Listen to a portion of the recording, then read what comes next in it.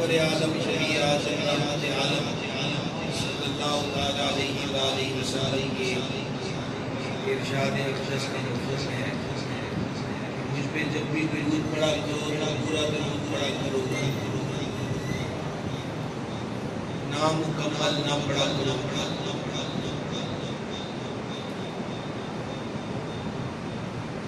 اور پھر خود اس کی وضاحت فرمائی کہ پورا درود وہ ہے جو مجھ پہ پڑھا جائے اور میری آل پر پڑھا جائے۔ ہم سب مل کر بارگاہ اقدس میں ہدیہ اصلاۃ والسلام پیش کریں۔ اصلاۃ والسلام علیکہ یا سیدی یا رسول اللہ وعلی آلکہ واصحابکہ یا سیدی یا حبیب اللہ۔ 10واں پارہ سورہ انفال کی آیت نمبر 64 ہے۔ عرشوں کے مالک نے فرمایا اعوذ باللہ من الشیطان الرجیم یا ایہا النبی، اے غیب کی خبریں دینے والے، حسبک اللہ، تمہارے لیے اللہ کافی ہے، تمہارے لیے اللہ کافی ہے، ومن اتبعک من المؤمنین، اور یہ جتنے مسلمان تمہارے پیروکار ہوئے۔ مفہوم اس کا یہ ہوا کہ اے پیارے حبیب علیہ الصلوۃ والسلام، اللہ تعالیٰ اور یہ جو ایمان والے تمہارے پیروکار ہیں یہ تمہارے لیے کافی ہیں۔ سیدنا عبداللہ ابن عباس رضی اللہ تعالی عنہما سے مروی ہے کہ یہ آیہ مبارکہ امیر المومنین مراد رسول کریم حضرت سیدنا عمر بن خطاب رضی اللہ تعالی عنہ کے قبول اسلام کے وقت نازل ہوئی کہ جب 39 مرد و عورتوں ایمان والوں کے بعد 40ویں نمبر پر حضرت سیدنا عمر بن خطاب نے کلمہ شریف پڑھا۔ خاتم الحفاظ سیوطی رحمہ اللہ نے نقل کیا کہ جب حضرت عمر بن خطاب نے کلمہ پڑھا تو جبریل امین بارگاہ میں حاضر ہوئے اور عرض کی یا رسول اللہ علیہ الصلوۃ والسلام، عرش پر بھی خوشیاں ہیں اور آپ کو مبارکباد دی جاتی ہے کہ دامن اسلام میں عمر آ گیا ہے۔ جان عالم علیہ الصلوۃ والسلام نے اللہ تبارک و تعالیٰ کے دربار گور بار میں دعا کی، الہی عمر بن خطاب کے ذریعے اسلام کو عزت دے، اور ایک جگہ ہے کہ عمر بن خطاب کے ذریعے اسلام کی مدد کر، اور ایک روایت میں ہے کہ دو نام پیش کیے، الہی عمر بن ہشام اور خصوصاً عمر بن خطاب کے ذریعے۔ تو رب تعالیٰ کے دربار میں حضور علیہ الصلوۃ والسلام نے 2 نام پیش کیے کہ 2 میں سے ایک دے دے جس کے ذریعے اسلام کو عزت ملے، اسلام کی مدد ہو۔ اب اللہ تعالیٰ کا انتخاب دیکھیے کہ پیر والے دن کریم علیہ الصلوۃ والسلام نے دعا فرمائی اور منگل والے دن سرکار عمر پاک حضور کے قدموں میں حاضر ہو گئے، کلمہ پڑھ لیا۔ اس سے معلوم ہوا کہ حضرت عمر بن خطاب حضور کے مرید بھی ہیں، حضور کی مراد بھی ہیں، اور رب العزت کا انتخاب بھی ہے۔ اور پھر یہ کہ اسلام کی مدد فرما۔ توجہ آپ حضرات کی ادھر رہے گی پلیز، جتنے بھی سامنے بیٹھے ہیں متوجہ رہیں، محدود وقت میں بہت کچھ آپ سے کہنا ہوتا ہے۔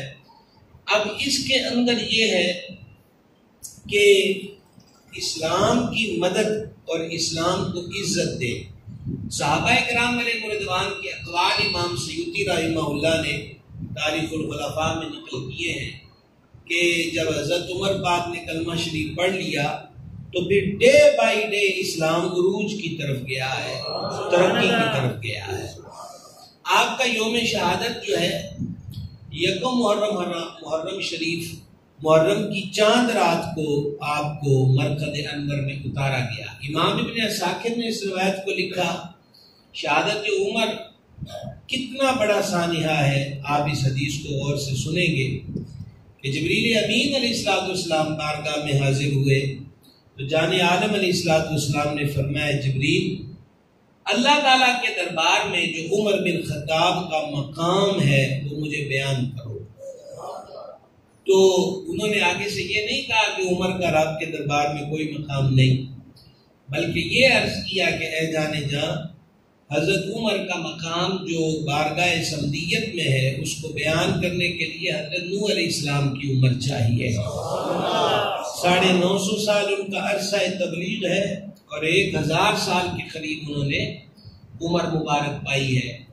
اب اندازہ کیجئے کہ 1000 سال برس ہوں اور موضوع مقام عمر وہ بھی عند اللہ، اور بیان کرنے والا ہمیں سرفراز نہیں جبریل امین ہو۔ لیکن عرض کی یا رسول اللہ علیہ السلام، میں ایک عرض کر دیتا ہوں، بس اس پہ دھیان کریں گے، میں ایک عرض کر دیتا ہوں، اسلام 2 مرتبہ روئے گا۔ یہ نہیں عرض کی کہ مسلمان 2 مرتبہ روئیں گے، اسلام 2 مرتبہ روئے گا۔ پہلی بار جب آپ کا وصال ہوگا اور دوسری بار جب فاروق اعظم شہادت کا جام نوش کر جائیں گے۔ اسلام کو عزت دے، پھر وہی اسلام رویا ہے، اور کر رہے ہیں آپ حضرات، پھر وہی اسلام شہادت عمر بن خطاب رضی اللہ تعالی عنہ پر رویا ہے۔ حضرت امیر المومنین کی جو شخصیت ہے وہ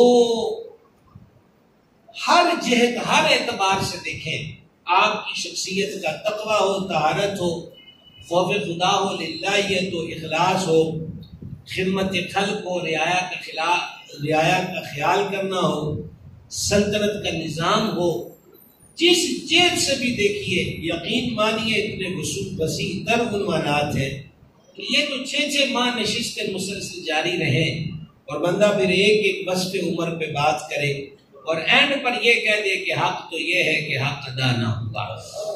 حضور علیہ الصلوۃ والتسلیم نے فرمایا میرے بعد کوئی نبی ہوتا تو عمر ہوتا۔ نبوت کا دروازہ ذات اقدس پہ تمام ہوا، بند ہوا، حضور آخری نبی ہے، حضور کے بعد کوئی نبی نہیں ہے۔ اتنی شان والا عمر نبی نہیں ہے کیونکہ حضور آخری نبی ہے، تو کوئی اور کیسے نبی ہو سکتا ہے؟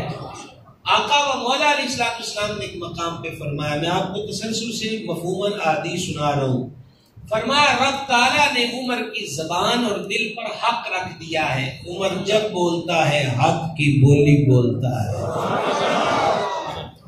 سید العالمین خاتم النبیین صلی اللہ علیہ وآلہ وسلم نے حضرت عمر بن خطاب فاروق اعظم رضی اللہ تعالیٰ عنہ سے فرمایا، امام قرطبی نے اس کو نقل کیا، فرمایا عمر جب تم قبر میں جاؤ گے نکیرین تمہارے پاس آئیں گے، کالے بال سر سے پاؤں تک لٹک رہے ہوں گے اور ان کے ہاتھوں میں لوہے کے گرز ہوں گے اور ان گرزوں کا وزن اتنا ہوگا کہ سارے جن اور انسان بھی اس کو اٹھا نہ سکے۔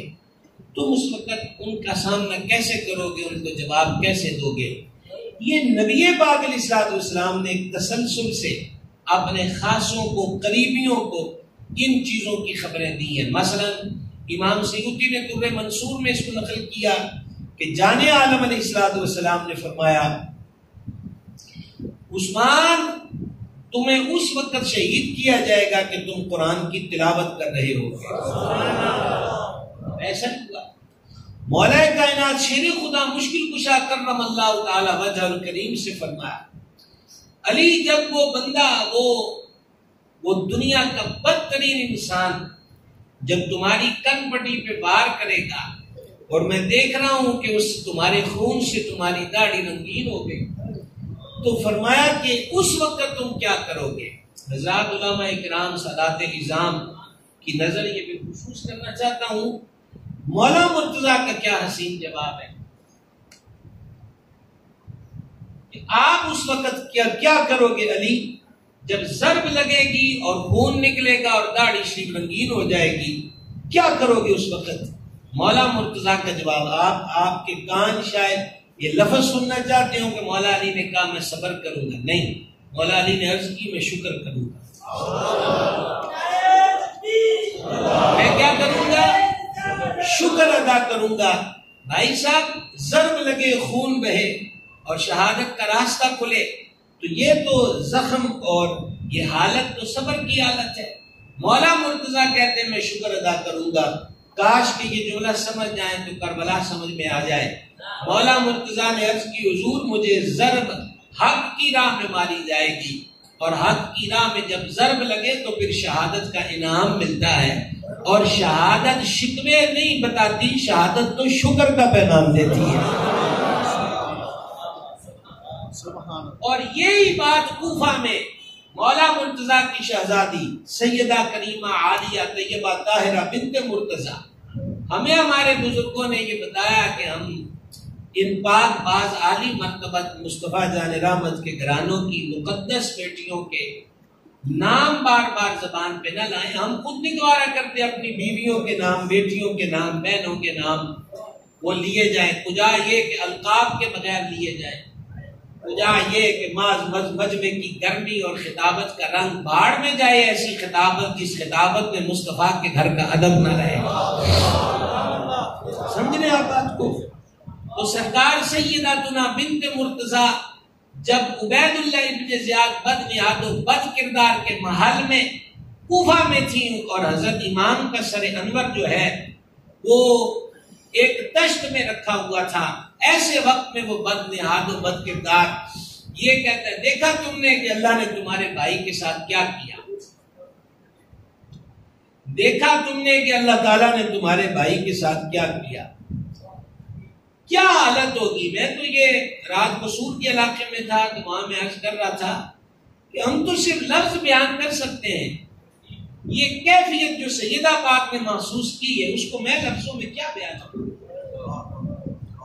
سمجھ رہے آپ؟ تو آپ نے جواب میں کیا کہا؟ اللہ اکبر کبیرہ، ایک سطر ہے بھائی جی، اس سے بھی بہت کچھ سمجھ میں آ سکتا ہے۔ بنت مرتضیٰ اور حضرت امام کی ہمشیرہ معظمہ کریمہ عالیہ نے جواب دیا، اللہ تعالیٰ نے میرے بھائی کو شہادت عطا کی ہے۔ وہ کہہ رہا، دیکھا اللہ نے تیرے بھائی کے ساتھ کیا کیا؟ جواب میں فرماتی ہیں، اللہ نے میرے بھائی کو شہادت دی ہے، اور ہمارے دین میں شہادت عظمت کی بات ہے، ذلت کی بات نہیں۔ ہمارے دین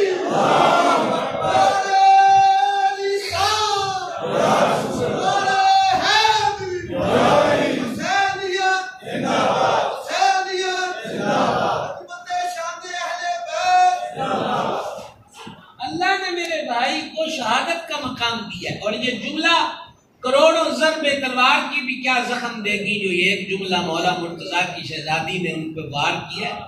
فرما ہمارے دین میں، او بے دینوں، ہمارے دین میں شہادت عزت و عظمت ہے، ذلت نہیں ہے۔ تو کس طرح کرسی پہ بیٹھ کے کہتے ہیں کہ کیا کیا؟ وہ مہربان ہے، مہربانی میں فرماتا ہے۔ یہاں سرکار عمر بن خطاب رضی اللہ تعالیٰ عنہ سے فرمایا، اس وقت کیا کرو گے؟ تو سرکار عمر فاروق نے عرض کی، حضور اتنا بتا دیں، ہوں گا تو میں آپ کا غلام ہی نہ۔ حدیث میں ہے انما الاعمال بالخواتیم، اعمال کا دار و مدار خاتمے پر ہے۔ اعمال کا دار و مدار کس پر ہے؟ خاتمے پر ہے۔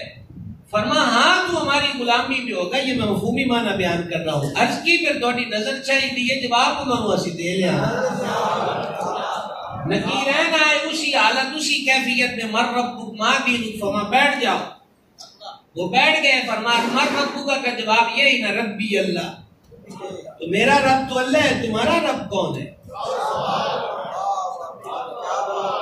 ماں دین کا پوچھتے ہو تمہارا دین کیا ہے؟ اس کا جواب تو دینی الاسلام ہے نا، تو میرا دین تو اسلام ہے، تمہارا دین کیا ہے؟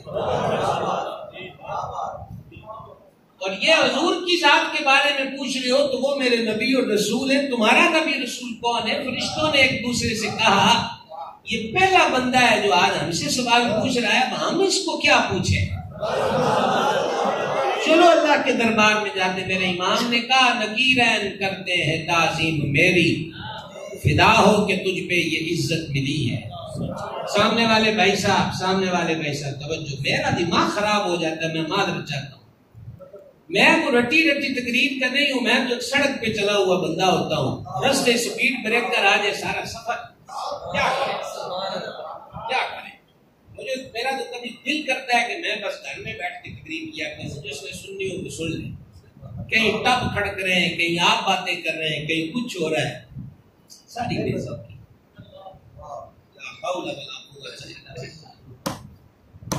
کیا کہیں آپ سے، سارا ربط بے ربط ہو گیا۔ سرکار سیدنا عمر بن خطاب فاروق اعظم رضی اللہ تعالیٰ عنہ کی میں ذات اقدس کے بارے میں بات کر رہا تھا کہ یہ ان کی شہادت اور شہادت کے بعد مزار اقدس کی بات ہے، اور جب ان کو اب کیفیت دیکھیں، ان کی حالت اور کیفیت دیکھیں، زخم لگے ہیں اور زخم اتنا کہہ رہا ہے، دیکھیں حج سے واپس گئے محرم میں، چونکہ ہم یہ اب آپ سفر میں آپ پر حملہ ہوا ہے آخری عشرے کے اندر، تو حج سے ذی الحج کے اندر، ذی الحج میں جب آپ حج کر کے واپس نکلے ہیں تو آخری عشرے کے اندر آپ پر حملہ ہوا ہے، حج سے واپسی پر ایک جگہ پڑاؤ تھا، تو عمر بن خطاب نے ہاتھ اٹھا کر کہا مولا میں بوڑھا ہو گیا ہوں، اب مجھے ڈر لگتا ہے کہ پتہ نہیں میرے آیا کہ حقوق صحیح طور پہ ادا کر پاؤں یا نہ کر پاؤں، اور ایسا نہ ہو کہ رعایا کہ کسی فرد کا بوجھ عمر کے کندھوں پر ہو، تو مولا میں ضعیف ہو گیا ہوں، تو مجھے اپنے پاس بلا لے۔ اچھا فکر کس چیز کی ہے؟ رعایا کی فکر کس چیز کی بھائی صاحب؟ رعایا۔ آپ کتنی اقبالیات ہے سرکار عمر بن خطاب رضی اللہ عنہ، یہ مردم شماری اس کے بانی جو ہیں مدینہ منورہ کے اندر حضرت عمر بن خطاب ہے۔ قاضی قواعد جمع کیے جائیں، رجسٹر بنایا جائے، تو اب رجسٹر میں پہلا گھر کس کا نوٹ ہوگا؟ اب یہ مشورہ چل رہا ہے، بعضوں نے کہا امیر المومنین آپ کا گھر کا، عمر کا گھر پہلے کہاں لکھا جا سکتا ہے؟ یہاں رسول اللہ کا گھر آئے گا، یہاں محبوب خدا کا گھر آئے گا۔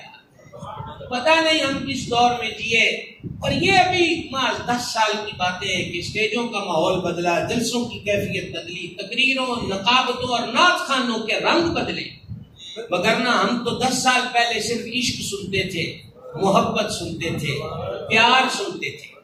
خدا جانے یہ بیرون ممالک سے، اسرائیل سے بیج کہاں سے لے کر آئے کہ اب گل نہیں کھلتے، ناک اٹھتے ہیں، اب وہ میٹھے پھل نہیں آتے، بلکہ ہمارے سامنے کیا سے کیا ہوتا ہے؟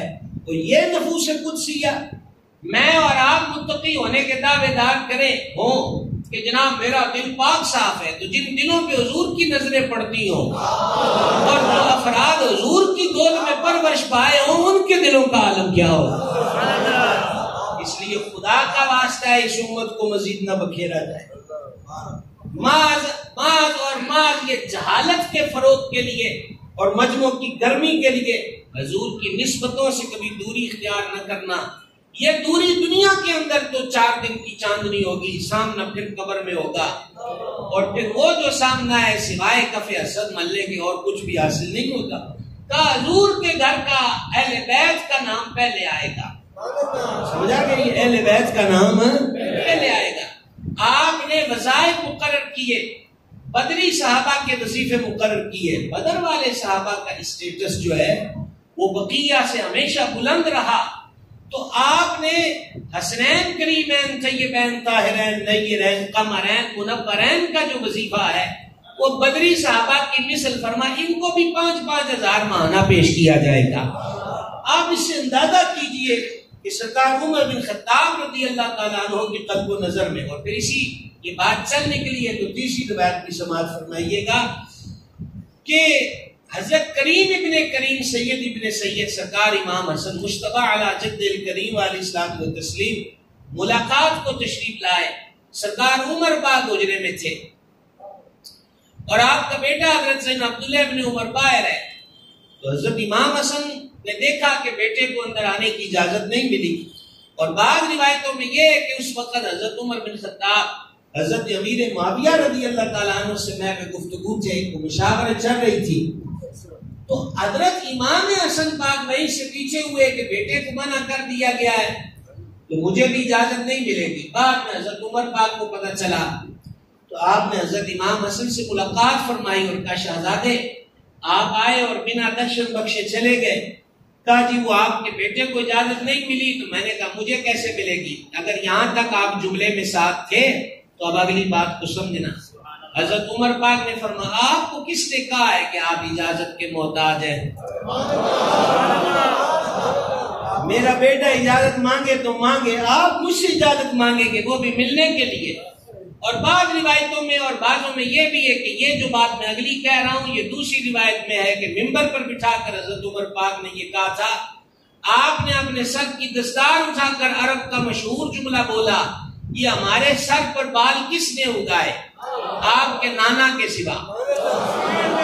اس کا معنی ہماری بولی کے اندر یہ ہے کہ ساریاں توڑیاں ہی بارہ نے، توڑیاں ہی برکتہ نے، عمر کو مقام و مرتبہ و عزت و عظمت جو میسر ہے وہ آپ کے نانا کی نگاہ لطف کا صدقہ اور طفیل اور توسل اور برکت ہے۔ اب یہ کیسے ہو کہ جن کی نگاہوں نے مجھے یہ شان بخشی ہے ان کے نواسے اب مجھ سے اجازت لیں گے؟ کہا وہ اور ہیں جن کو اجازت کی ضرورت ہو، آپ کو اجازت کی ضرورت نہیں۔ سمجھا رہی ہے جی؟ یہ ہے حضرت عمر بن خطاب فاروق اعظم رضی اللہ تعالیٰ عنہ۔ لگے آج چوتھی روایت کی سنو، اب بات چل نکلی ہے تو چل نکلے، مشہور ہے لیکن طوالت میں نہیں جاتا کہ غنیمت کا مال آیا، بٹ رہا ہے، تقسیم ہو رہا ہے، سرکار امام حسن کو 1000، سرکار امام حسین کو 1000 اور اپنا بیٹا آیا تو 500۔ عدل و انصاف کا یہ نظارہ بھی کہیں ہے۔ ہم نے جب سے ہوش سنبھالا یہی پڑھا کہ فلاں نے اقربا پروری کی، فلاں نے اقربا پروری کی۔ حضرت عمر کا وہ سنہرا دور خلافت ہے جہاں اقربا پروری نظر نہیں آتی۔ اپنے بیٹے کو مچھلی کھاتے دیکھا، فرما کیوں کھا رہے ہو؟ اس کی دل کر رہا ہے، فرما دل دیا ساریاں نہیں منی دیا۔ یہ تصوف کا وہ لاجواب نقطہ ہے اور اصلاح و تربیت کی وہ حسین بات ہے کہ آج تو دل کرا ہے کہ مچھلی کھائیں اور جیب میں پیسے ہیں تو مچھلی خرید لی، کل دل کچھ اور مانگے گا، چلو وہ بھی جیب میں گنجائش ہوگی، لیکن پھر یہ دل کچھ اور مانگے اور جیب میں گنجائش نہ ہو تو پھر تم ناجائز راستوں کا اختیار کرو گے۔ اس لیے فرمایا دل دیاں ساریاں نہیں منی دیاں۔ یہ بہت بڑا پوائنٹ ہے۔ بچے آج پنکھوں سے جھول رہے ہیں، زہر کی گولیاں کھا رہے ہیں، دوائیاں کھا رہے ہیں، صرف اس لیے کھا رہے ہیں کہ مجھے میں نے ابے کو کہا تھا کہ مجھے موبائل لے کر دو، اس نے موبائل لے کر نہیں۔ نتیجہ دیکھ رہے سردار عمر پاک اپنے بیٹے کی تربیت یہ فرما رہے ہیں کہ حد میں رہنا چاہیے، خواہشوں کو بے لگام گھوڑے کی طرح میدان میں چھوڑ دینا نہیں چاہیے۔ بندہ ختم ہو جاتا ہے لیکن خواہشیں ختم نہیں ہوا کرتی۔ ہزاروں خواہشیں ایسی کہ ہر خواہش پہ دم نکلے، صورتحال یہ ہو جاتی ہے۔ تو میں آپ سے یہ کرنا چاہ کہ بیٹے کو 500 دیے، انہوں نے عرض کی کہ حضور والا اعتراض کوئی نہیں ہے، آپ نے اس فرق کا مجھے معمہ جو ہے وہ سمجھا دیجئے کہ مجھے آپ نے 500 دیا ہے، حالانکہ میں اس وقت بھی جنگیں لڑتا تھا جب شہزادوں کے کھیلنے کی عمر تھی۔ تو حضرت سرکار فاروق اعظم نے جو فرمایا، اللہ نے عمر کی زبان پہ حق رکھ دیا ہے، سنائیے نا ابھی، وہ حق بولنے والی زبان بولی۔ فرمایا لطف آئے گا اگر میں پنجابی میں یہ جملہ کہہ گزوں، فرمایا تو اونا ورگا ہے گئے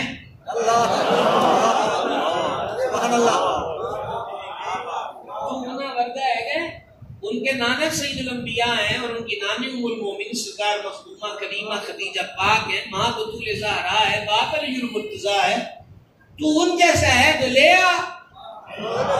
اب یہ جو جواب ہے حضرت فاروق اعظم کا وہ آج 2023 میں بھی ہمارے لیے مفید ہے کہ جب انہوں نے واضح اس دن کر دیا کہ ان کا شہزادہ جو تقوی والا بھی ہے، علم والا بھی ہے، فہم والا بھی ہے، حضور کا صحابی بھی ہے اور عشق والا بھی ہے، اور ان کے بارے میں کئی مرتبہ تذکرہ کر چکا ہوں، واضح طور پہ کہہ دیا کہ یہ جو نسبتیں ہیں اس اعتبار سے بتاؤ کہ تمہیں ان سے کیا مثلیت اور مماثلت ہے۔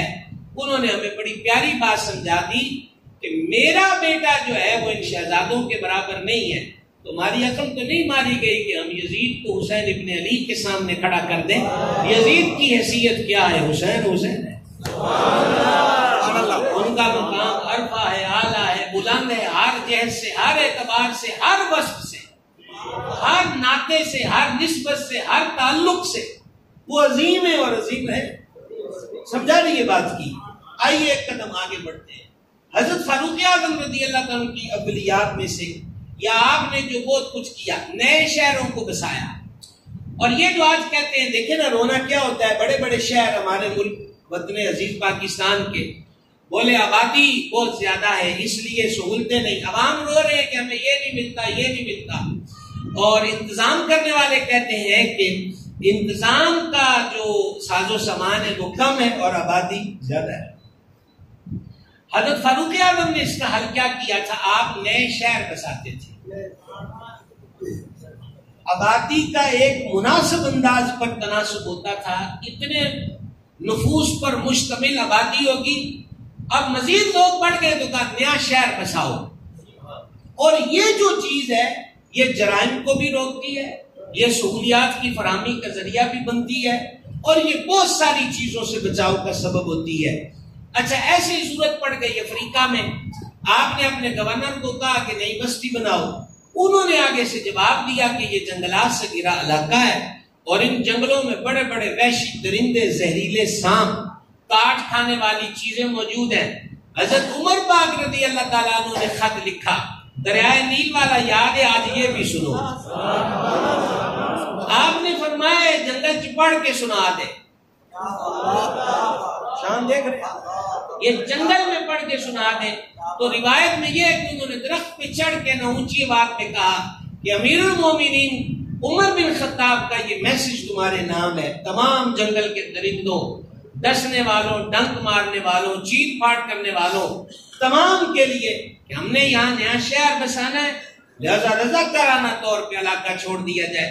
کہا میں نے خط جب پڑھ دیا نا تو میں نے تھوڑی دیر کے بعد ہر قسم کے درندوں اور جانوروں اور دیگر کو لائنیں بناتے ہوئے اس جنگل سے نکلتے ہوئے دیکھا ہے۔ یہ ہے حضرت فاروق رضی اللہ۔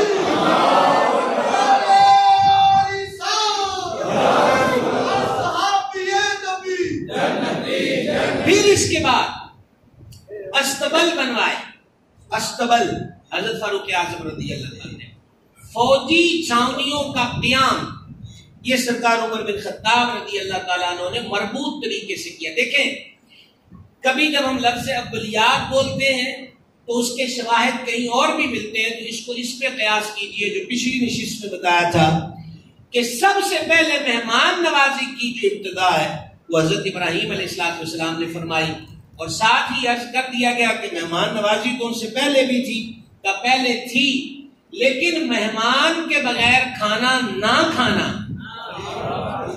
یہ حضرت خلیل الرحمن علیہ السلام سے اس کا آغاز ہوا۔ استبل بنوائے، فوجی چھونیاں بنوائیں، اچھا پھر نہروں کی کھدوائی، نہری سسٹم کو فروغ دیا سیدنا عمر بن خطاب رضی اللہ تعالیٰ عنہ نے۔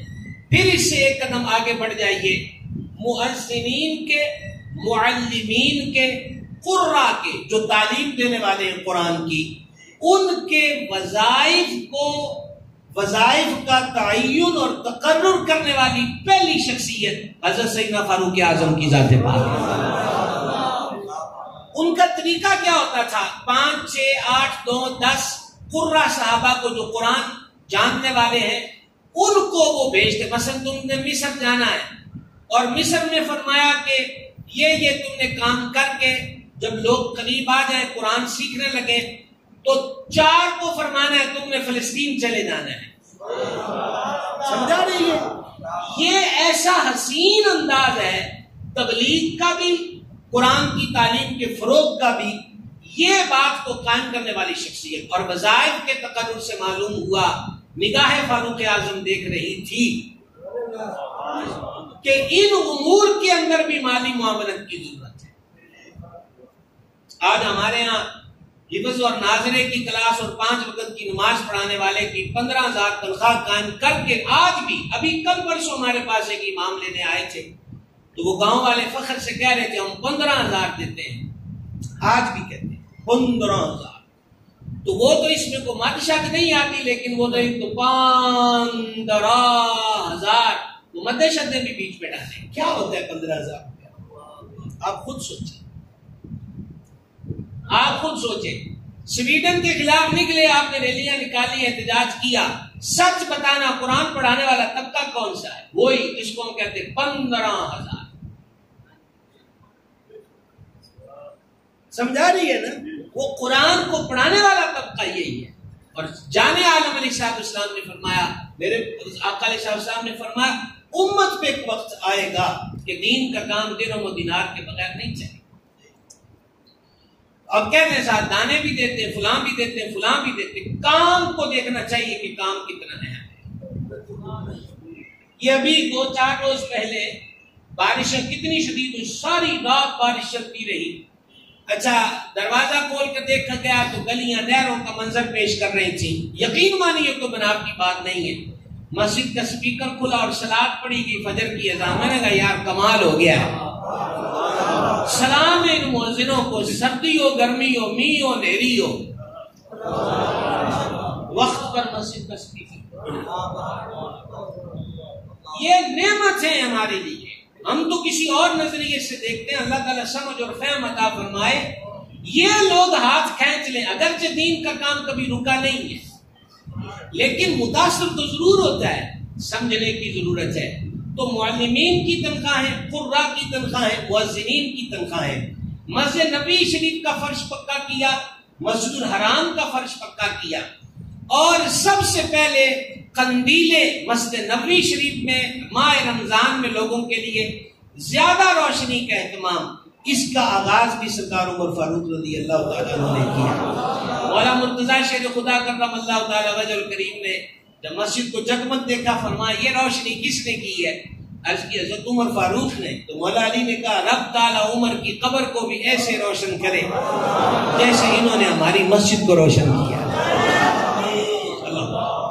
یہ سسٹم آپ دیکھتے جائیں کہ کیا کیا. اور نوجوان جتنے یہاں پر بیٹھے ہیں، اب میرا روح سخن نوجوانوں کی طرف ہے. غیروں کی کہانی یاد رہی اور اپنا فسانہ بھول گئے.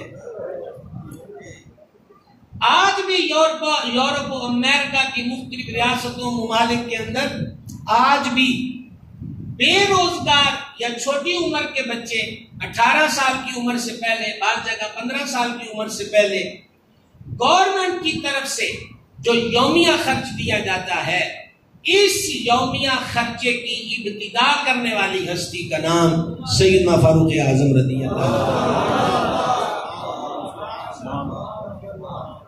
آپ نے جو قانون وضع کیا تھا وہ یہ تھا کہ جب بچہ ماں کا دودھ پینا چھوڑ دے بچہ بچی، تو اب اس کو پر ڈے کے حساب سے خرچہ ریاست مدینہ دے گی. ٹھیک ہے. رات کا آپ وزٹ کرتے تھے، یہ بھی آپ کی اقلیات میں سے کہ رعایا آرام سے سوئے، امیر المومنین گلیوں میں پیر رہتے. تو ایک گھر سے بچے کے رونے کی آواز سنی، آپ نے کہا اللہ کی بندی اسے خاموش کروا. پھر گزرے، دوبارہ تیسری بار گزرے تو جلال میں آئے. تو کیسی ماں ہے، تجھ سے بچہ نہیں چپ ہوتا، اسے نہیں پتا کہ باہر مجھ سے کون بات کر رہا ہے. کہا جی فرما روتا کیوں ہے؟ یہ کام نے اس کا وقت سے پہلے دودھ چھڑایا. کیوں چھڑایا تھا؟ ہمارے امیر المومنین نے یہ قانون بنایا ہے کہ جو بچہ ماں کا دودھ پینا چھوڑے. دیکھیے اس قانون میں حکمت کیا تھی کہ اللہ تعالیٰ نے اس کا رزق ماں کے سینے میں رکھا ہے، اور جب وہ فطرتی اعتبار کا ملتا ہوا رزق کمپلیٹ ہو جائے تو پھر آگے ریاست کی ذمہ داری ہے کہ جب تک وہ خود کمائی والا نہیں ہوتا ہم اس کو پالیں. کیا حسن ترتیب ہے. ایویں نہیں فرما میرے بعد تو نبی ہوتا تو عمر ہوتا، ایسے تو نہیں ہے. تو حضرت عمر بن خطاب رضی اللہ تعالیٰ نے فرمایا کیوں؟ انہوں نے کہا جی ہم وقت سے پہلے دودھ چھڑاتی ہیں. یہ ہم سے مراد، چھڑاتی سے مراد یہ نہیں کہ سب عورتیں، بعض نے یہ کیا. ان میں سے یہ گھر بھی تھا جس پہ حضرت عمر پاک گفتگو کر رہے ہیں. تو کہا کہ ہم پہلے چھڑا دیتی ہیں تاکہ یومیہ خرچ ہمیں ملنا شروع ہو جائے. یہ جواب سن کے یہ تو آرڈر نہیں آئے اس عورت کو اریسٹ کیا جائے، یہ قانون کی خلاف ورزی کر رہی ہے، وقت سے پہلے اس نے ایسا کیوں کیا؟ ایسا تو نہیں ہوا، ایسا تو نہیں ہوا. ہوا یہ ہے کہ حضرت عمر ساری رات روتے رہے. کسے دے رومن تے کون روندا ہے؟ ایک بچہ رویا ہے. یہاں امیر المومنین ساری رات روتے رہے، ساری رات. اور جملے آپ غور کریے ان جملوں پہ، رو رو کر کہتے تھے عمر تیری وجہ سے پتہ نہیں کتنی ماؤں نے اپنے بچے مار دیے. اب تیری وجہ یہ کیسی ہو سکتا ہے؟ فجر کی نماز پڑھائی، دیکھو رات کے پہرے بھی ہیں، مصلی کی ڈیوٹی بھی ہے، ممبر کا خطبہ بھی ہے، اور یہ بھی ہے کہ کوئی جانور بھی پیاسا مر گیا تو شاید سوال عمر سے ہو جائے. فجر پڑھائی ہے، فجر بھی گلوگیر لہجے میں پڑھائی، روتے رہے فجر میں بھی قرات کرتے ہوئے۔ جب سلام پھیرا تو فرمانے لگے اپنے گھروں میں جا کے کہہ دو کہ بچوں پہ ظلم نہ کریں، بچہ خواہ ایک دن کا بھی ہو ہم اس کو یومیہ خرچ دیں گے۔ اب میرا جملہ سنیے، میں علماء و مشائخ سادات ہمارے دیگر شعبہ زندگی سے وابستہ پڑھے لکھے حضرات یہاں تشریف رکھتے ہیں۔ حضرت فاروق اعظم وہ ہیں جنہوں نے ایک بچے کے رونے کی آواز کو سن کر ریاست کا قانون بدل دیا، ریاست کا قانون بدل دیا، ریاست کا قانون بدل، ریاست کا قانون بدل دیا۔ یہ حضرت عمر بن خطاب فاروق اعظم رضی اللہ تعالیٰ عنہ کی ذات و شخصیت کا مثال ہے۔ فلسطین میں بچیاں آج تک رو رہی ہیں، کوئی پوچھتا ہے؟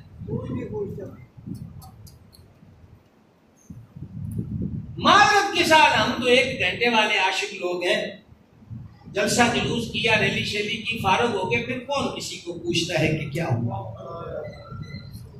لیکن کشمیر کے اندر جو سالوں سے ہو رہا، میں نے تو جب سے وہ سنبھالا یہی کچھ سن رہا ہوں، وہاں کیا ہے کہ ہندو جنونیت جب چاہیں جس مسلم گھر کے اندر اٹیک کریں، باپ کے سامنے، بھائیوں کے سامنے، بیٹوں کے سامنے عورتوں کی عزتوں کو پامال کریں، کون پرسانے والا، کون پوچھنے والا ہے؟ یہاں مصر سے ایک بندہ حضرت عمر بن خطاب کی جناب میں آتا ہے، کہ گورنر مصر کے لڑکے نے مجھ سے کہا کہ دوڑ میں مقابلہ کرو، میں اس سے آگے نکل گیا، اس میں لمیا پا کے کوڑے مارے، انہوں نے کہا تیری جرت تو ساڑھے تو اگے بات کیا، مصر سے شکایت۔ امیر المومنین نے فوری طور پہ بندہ بھیجا کہ گورنر مصر میرا یہ قاصد کا پیغام سن کر خود اور اپنے بیٹے کو لے کر فوراً مدینے آ جائے۔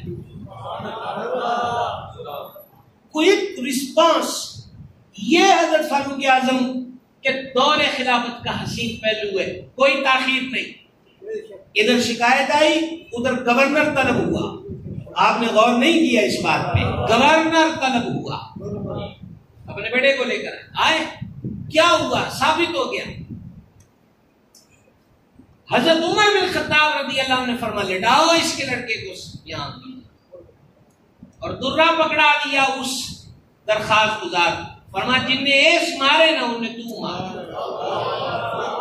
میں آپ سے سبحان اللہ کہنے کا مطالبہ تو نہیں کر سکتا، لیکن میں آپ سے سمجھنے کی گزارش ضرور کر سکتا ہوں، وہ مثل ہے تو مثال دو۔ تم بس کے سڑک سے گزر رہی ہیں اور کسی نے گاڑی روک لی ہے تو تم اسلام کو گالی دے کر وہ تصویر لگاتے ہیں۔ تم موٹر وے نما ایک سڑک کی تصویر لگا کے نیچے ٹوٹی سڑک والے کو حاجی معراج الدین، حاجی سیف اللہ، حاجی قطب الدین لکھتے ہو، کس کو گالی دے رہے ہو؟ اسلام کو۔ اسلام نے کہا تھا کہ تم میٹیریل کے اندر ملاوٹ کرو، اسلام نے کہا تھا، کیا حج کا تقاضا یہ تھا؟ حضرت فاروق اعظم رضی اللہ عنہ نے عمال رکھے تھے، ہم آج کے لفظوں میں ورکر کہہ لیں، نوکر کہہ لیں، جو جزیہ ٹیکس زکاتیں وصول کر کے لاتے۔ آپ کا ایک ورکر لایا، اس نے وہ سامان بیت المال میں جمع کرایا، ایک گانڈو دی اونٹڑی ہوتے، فرمایا یہ کیا ہے؟ عرض کی میرا ہے۔ فرمایا تجھے کہاں سے ملا؟ کہ میں جس شہر گیا وصولی کے لیے، انہوں نے مجھے تحفے دیے۔ سردار عمر پاک نے فرمایا اگر تو خود اپنے کام سے جاتا تو تجھے وہ تحفے دیتے؟ عرض کیا نہیں۔ تو فرمایا اب تو ریاست کے کام گیا ہے نا تو لوگوں نے تحفے دیے، انہیں تیرے کوئی نہیں، پانی چوک پہ بیت المال چلا۔ کہہ سکتے ہیں سبحان اللہ، اس پر آپ حضرات کو سمجھ آئیے گا۔ کوئی مثل ہے تو مثال، کوئی مثل ہے تو مثال۔ امیر المومنین سیدنا عمر بن خطاب رضی اللہ عنہ کی شخصیت کی بات کر رہا تھا، یہ ہم کیا کر رہے ہیں سوشل میڈیا والے؟ بتاؤ مجھے، صرف کچھ نہ دیکھا، نہ سوچا، نہ سمجھا، نہ بھالا، اور انگوٹھا دبایا اور بات آگے کر دی۔ ٹوٹی سڑک اگر ٹھیکیدار نے مال کمایا ہے تو اس میں اسلام کا کیا قصور ہے؟ اس میں حج کے وصف کا کیا قصور ہے؟ وہ ہے قصور۔ ہم کتنی مرتبہ یہاں مختلف موضوعات پہ بات کر چکے ہیں، جو دھوکہ دے وہ ہم میں سے نہیں۔ فرمایا نا کئی دفعہ حدیث پہ ذکر کر چکے ہیں۔ آپ بات کیجیے اپنے ماضی کی۔ کہاں اقبال نے پہلے شکوہ لکھا، وہ قرآن کو جبینوں سے سجانے اور سینے سے لگانے اور کعبے کو جبین، تو کہا پھر مجھے ادھر سے شکوے کا جواب آیا کہ میرے قرآن کو سینوں سے لگایا کس نے، میرے کعبے کو جبینوں سے سجایا کس نے، پھر تو وہ تمہارے ہی آبا مگر تم کیا ہو۔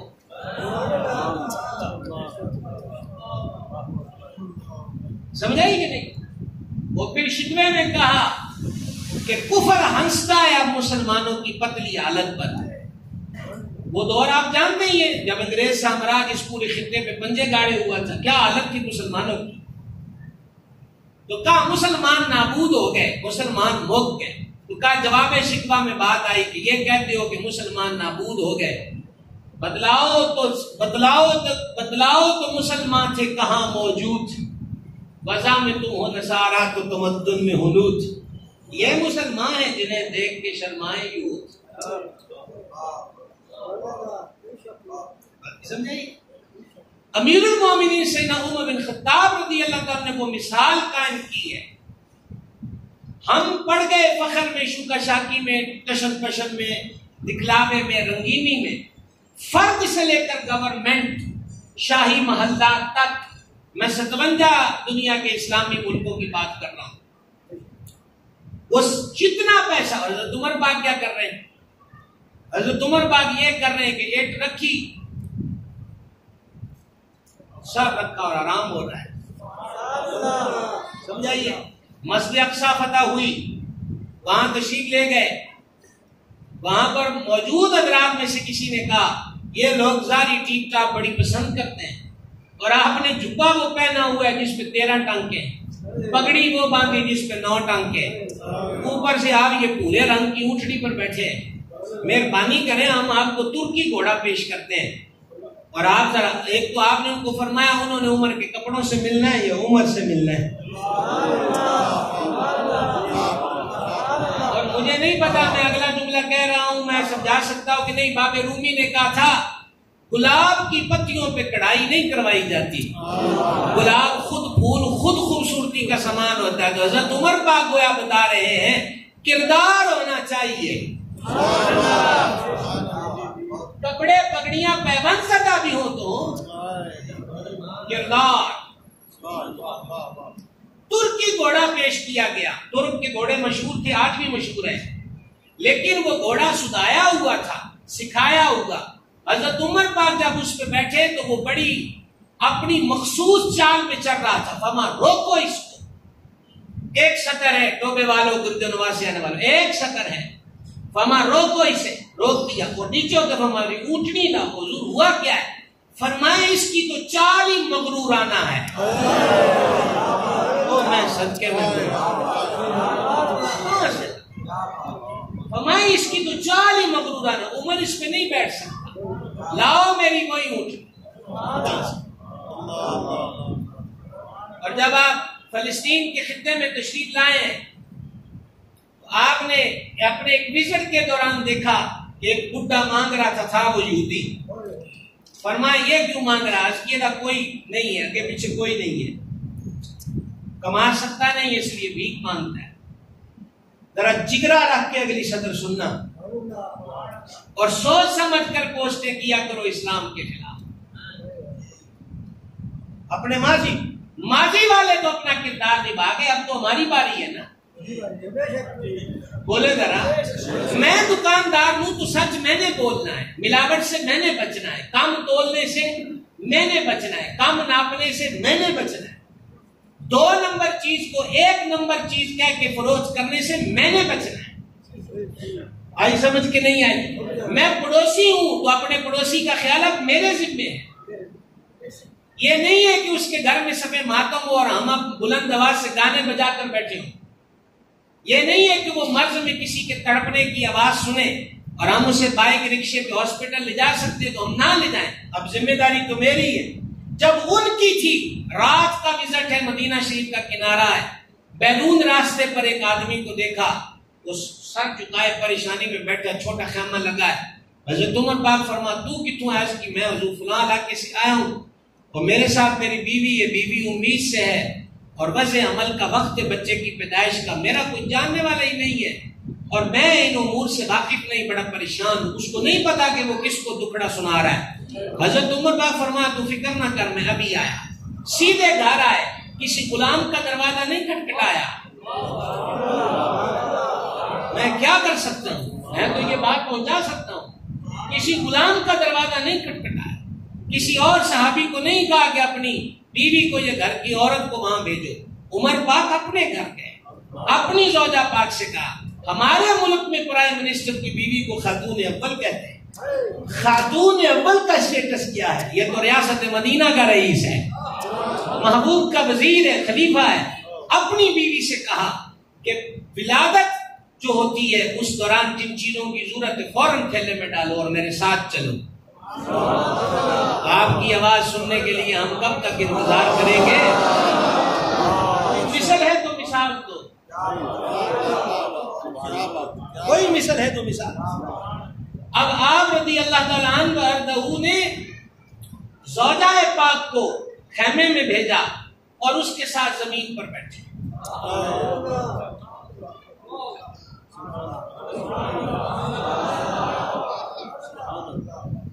یہاں صف میلی ہو تو مجھے اپنے سفید کپڑوں کا لحاظ ہے۔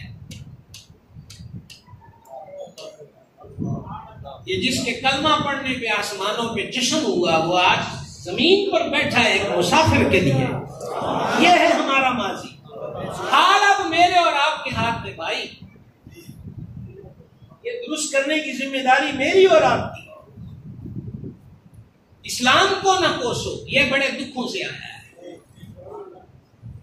اس شجر، اس درخت کی جڑوں میں بڑے بڑے بڑے بڑے پاکیزہ خون ہے، بدر ہے، حنین ہے۔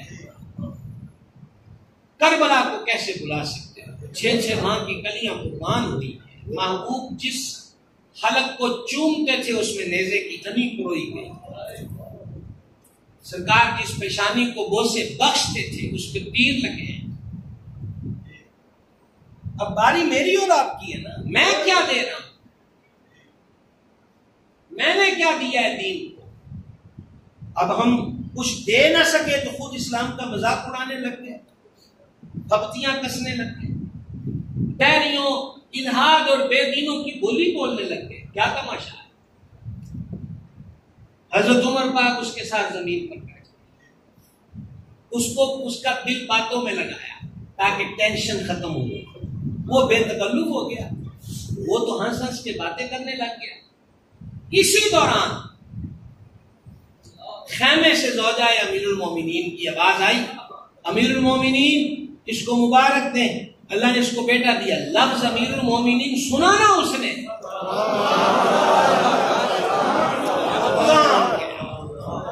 تو کھڑا ہوا بے دکھی ہوا ہے، اس کی مجھے پتہ ہی نہیں ہے کہ میں ایسی بے تکلفی امیر المومنین سے کر رہا ہوں۔ تو فرمایا کیا ہو گیا، میں عمر ہوں۔ کہاں سے؟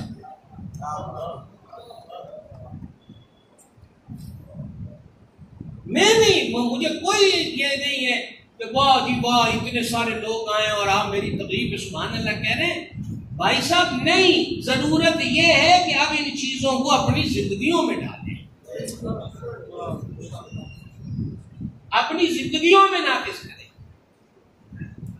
کریم ابن کریم، امام ابن امام، سید ابن سید، سید الشہداء، امام عرش مقام امام حسین علی جد الکریم علیہ الصلوۃ والتسلیم سواری پر بیٹھے گزرے، گوار، اجٹ، غریب، ماتڑ سڑک کنارے بیٹھ کے سوکھی روٹی کھا رہے۔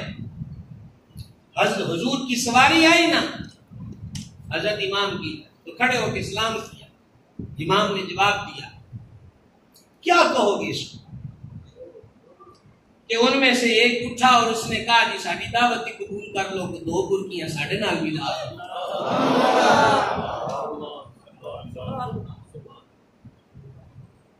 ہے توجہ جی، 2 برکیاں ساڑھے نال لا دو۔ جملہ سنیے گا، حضرت امام سواری کو بٹھایا اور نیچے اترے آیت پڑھتے ہوئے، جس کا ترجمہ یہ ہے مفہومی، اللہ غرور کرنے والوں کو پسند نہیں کرتا، تکبر والوں کو رب پسند نہیں کرتا۔ آئی سمجھ کے نہیں ہے؟ اللہ تکبر والوں کو پسند نہیں کرتا، اللہ تکبر والوں کو۔ ان کے ساتھ بیٹھ کے نوالے لیے. اب یہ تو ان فقراء کی دعوت تھی.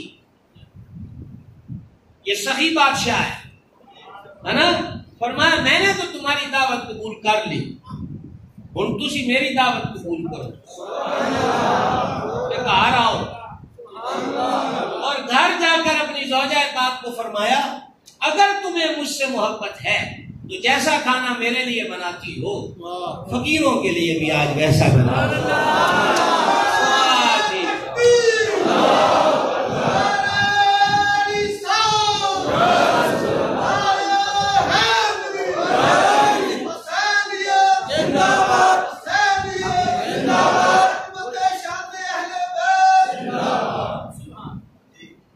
سمجھ آئیے بھائی صاحب بات کی کہ نہیں؟ میرے لیے جو بنایا ویسا کھانا. ہاتھ جوڑ کے جان کی امان پاتا ہوا کہتا ہوں ہم نے بھی آج تک اللہ کی راہ میں بڑی دیگیں پکائی ہیں. جب کریانے والا چاول کے مختلف ریٹ بتاتا ہے تو جب ہم نے شادی پہ پکائے تھے تب کون سے لیے, اور جب اللہ کی راہ میں پکانے تھے تب کون سے لیے. یہی کہتا ہوں کہ آج کردار کی ضرورت ہے. شانیں ان کی شانیں ہیں, گن ختم ہے. وہ انہاں بھی بیان کرے, کستوری کو بھی کسی روکیا ہے. کیا کہیں آپ سے؟ کوئی تعریف کرے نہ کرے ناک کے نتنوں میں گھس کے دماغ کی دنیا کو آباد کر دیتی ہے, خوشبودار کر دیتی ہے. یہ پاک عظیم ہے, عالی مرتبت ہے, تعریفوں کے محتاج نہیں ہے. البتہ اگر ہم صاحب تعریف ہونا چاہتے ہیں تو ان کے کردار کو اپنانے کی ضرورت ہے. حضرت امام کے قربان جاؤں سب کو ایک ایک سوٹ دیا, کھانا کھلایا, رخصت کیا. یہ ہے ہمارا ماضی, یہ ہے ہمارا حال. تو میرے اور آپ کے ہاتھ میں بھائی. اب اس میں نے اور آپ نے اپنا کردار ادا کرنا ہے. حضرت قبلہ استاد العلماء مفتی محمد سجاد فیضی صاحب نے مجھے یاد دلایا کہ میں تو فلسطین پھر رہا تھا. ہاں, یہ تیری یاد ہے کہ کبھی میں اس گلی کبھی میں اس گلی, یہ تیری یاد ہے. تو فرمایا یہ کیا ہے پاپا؟ انہوں نے کہا جی اس کا کوئی والی بات نہیں ہے. سرکار عمر بن خطاب رضی اللہ تعالیٰ عنہ نے فرمایا یہ تو بات کوئی نہیں کہ جب یہ ٹھیک تھا کماتا تھا تو اسلامی ریاست اس سے ٹیکس لیتی تھی. اب ہوں کمان جو گا نہیں ہو رہا گیا کہ انہوں لوگوں نے ٹھوکرا سے چھڑ دیتا جائے, ایسا نہیں ہوگا. فرمایا اس کا یومیہ خرچہ لگاؤ, اب حضور کی ریاست اس کو پالے گی. یہ ہے حضرت فاروق اعظم رضی اللہ عنہ. ایویں تو نہیں نہ جبریل پاک عرض کر رہے حضور اسلام روئے گا, اسلام روئے گا. امیر المومنین سیدنا عمر بن خطاب فاروق اعظم رضی اللہ عنہ کے اوصاف اور کمالات اور ساری چیزیں انگنت ہیں. یہ ایک گھنٹہ چیز کیا بھائی صاحب, ساری رات بیٹھے رہے تب بھی علم ختم ہوگا یا بولنے سننے کی کیپیسٹی ختم ہوگی, شان عمر تو ختم نہیں ہوتی. میں آپ حضرات کی خدمت میں ایک تو یہ عرض کرنا چاہتا ہوں, آپ جس جس عہدے پر تشریف رکھتے ہیں, آپ کے ماتحت جتنے لوگ کام کرتے ہیں, ہم بڑی بڑی باتیں نہ کریں, کم از کم اس عدل فاروقی کو, اس وصف فاروقی کو اپنے ان شعبوں میں نافذ کرنے کی کوشش کریں, خیال رکھنے کی, احساس کرنے کی. سمجھا لیے جی بات کی.